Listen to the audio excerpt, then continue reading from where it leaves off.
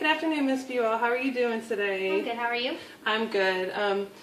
I understand that you were talking to Dr. Dalton about possibly harvesting your husband's sperm for future conception. Yeah.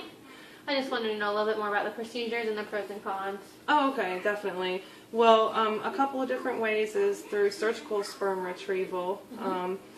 We can actually go through a procedure called precutaneous sperm aspiration, and that is actually just using a needle to go through the scrotum to the epididymis and aspirating fluid that way.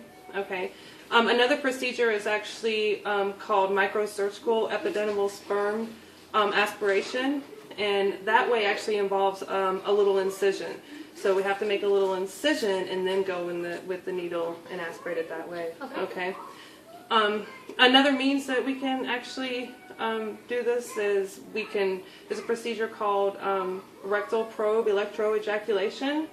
Okay, and that actually involves, going through the rectum with the probe close to the gland, so there's an electric shock, when we do the shock, that actually, in turn gives us, it makes the man ejaculate and we get sperm that way. Okay. Okay, that procedure is, most medical insurances, are not going to pay for that. It's very expensive. So that procedure, it's expensive, but it works the best, okay? So the pregnancy success rate in the electroejaculation is between 44 and 88%.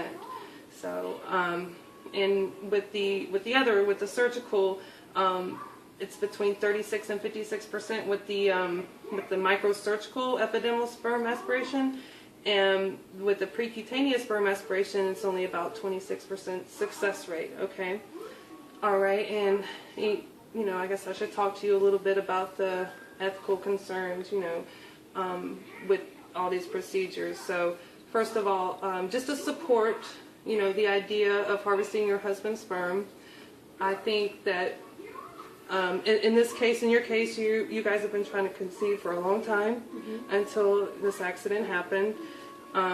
So it seems like it was in the best interest of both you and your husband. With the advances in medical technology, even though your husband is in a coma, we can actually still do these procedures so you can actually have a child. And I know it's very important for some men to have their names, move on through the generations.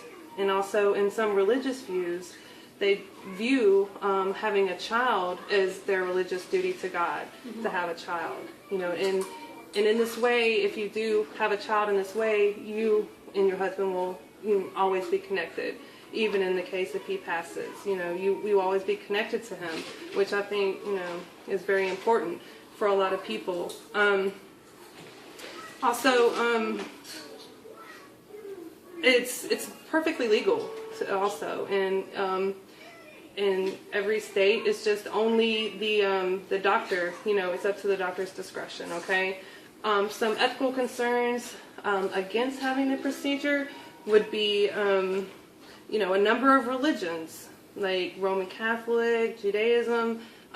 They're totally against any kind of artificial insemination. Period.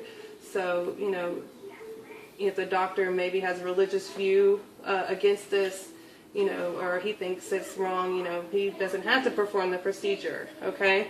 Another thing is you got to be concerned about is the best interest of the child. So it's going to be growing up in a one-parent household, and you just got to weigh the pros and cons out of yourself for that issue. Are you financially stable enough to do that?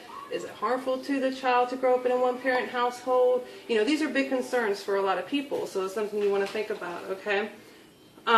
Another issue is, the biggest issue is whether the husband consents to this procedure being done, and we don't know. Fortunately, your husband is in a coma, so we don't have his consent. So, all we have is the fact that you and him have been trying to conceive for a long period of time. And that can give us implied consent, as long as no family members come forward and say this is something he definitely does not want. But the way it looks now, it seems that, there is implied consent there.